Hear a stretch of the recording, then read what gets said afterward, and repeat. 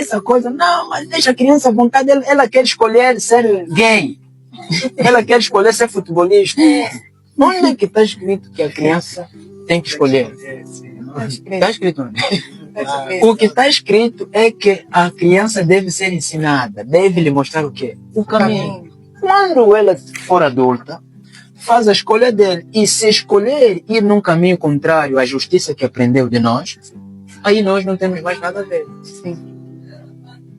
Então, esses indivíduos que trouxeram aqui direitos humanos, é que nos querem convencer que o teu filho, quando nasce, começa a se sentir mulher, então tem que lhe deixar. A tua filha, quando nasce, começa a se sentir homem. Ah, não, é direito dele, é liberdade dele. Você já viu liberdade sem lei? E a liberdade justa está na lei que é justa. Então, no reino funciona assim. Os nossos filhos devem ser a nossa imagem. Assim como nós somos a imagem do rei, que é a nossa lei. Congo.